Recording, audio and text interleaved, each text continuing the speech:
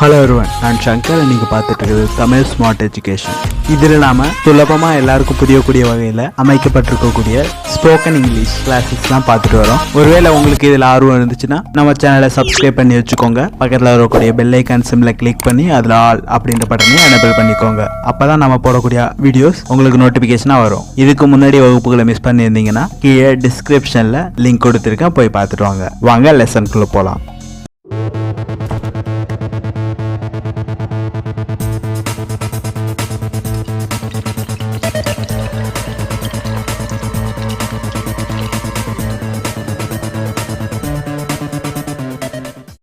இன்றைக்கி நம்ம எந்த வார்த்தையை பற்றி பார்க்க போகிறோன்னா சின்ஸ். இந்த வார்த்தையை நம்ம அதிகமாக கேட்டதை விட நிறைய இடங்களில் நம்ம பார்த்துருப்போம். அந்த போர்டில் எல்லாம் எழுதியிருப்பாங்க, கல்வெட்டுகள் அந்த மாதிரி. இந்த வார்த்தையை பயன்படுத்தி நாம் எப்படி பேசலாம் அப்படின்றத பற்றி பார்ப்போம். It is just a week since I left home but I feel years. நான் வீட்டை விட்டு வந்து ஒரு வாரம் தான் ஆகிறது, ஆனால் அது பல வருஷம் ஆன மாதிரி தோணுது, இல்லை உணர்கிறேன். It is quite a long time since we meet. நாம் சந்தித்து நீண்ட நாட்கள் ஆகின்றன. It is nearly 3 months since I had a letter from him. அவனிடமிருந்து கடிதம் வந்து கிட்டத்தட்ட 3 மாதங்கள் ஆகின்றன. It is nearly 30 days since I joined the course. நான் இந்த பயிற்சியில் சேர்ந்து கிட்டத்தட்ட 30 நாட்கள் ஆகின்றன. It is more than 2 years since I went there. நான் அங்கே சென்று 2 வருடங்களுக்கு மேல் ஆகின்றன. ஒரு சின்ன குறிப்பு, ages இந்த வார்த்தைக்கு நீண்ட நாட்கள் அல்லது பல வருடங்கள் அப்படின்னு அர்த்தம் எடுத்துக்கலாம். I have not seen him for ages. அவரை நான் நீண்ட நாட்களாக சந்திக்கவில்லை. இந்த since அப்படின்ற வார்த்தையை இன்னும் சில வேற இடங்கள்ல பயன்படுத்தி பார்ப்போம். I have been waiting here since yesterday.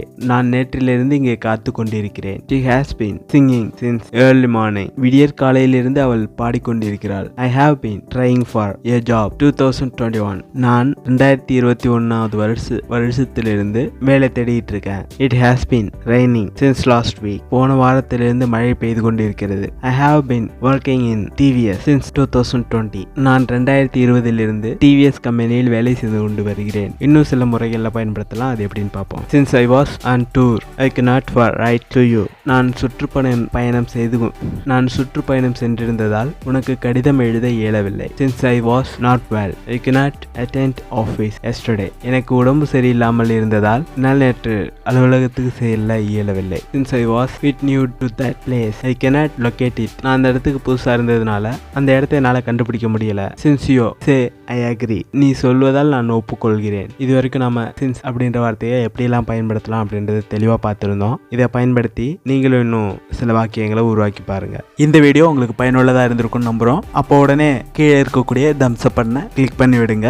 அது எங்களுக்கு அடுத்தடுத்த வீடியோஸ் பண்ணுறதுக்கு ஒரு மோட்டிவேஷனாக இருக்கும். ஒருவேளை உங்களுக்கு ஏதாவது கருத்துக்கள் சொல்லணும்னு இருந்துச்சுன்னா கீழே கமெண்ட்ல சொல்லுங்க. அந்த குறைகளை சரி செஞ்சுக்க ட்ரை பண்ணுறோம். இந்த வீடியோவை முழுமையாக பார்த்ததுக்கு ரொம்ப நன்றி. என்ன சொல்றீங்க?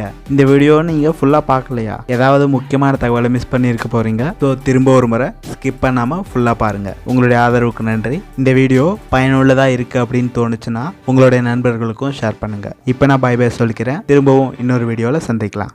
தேங்க்யூ.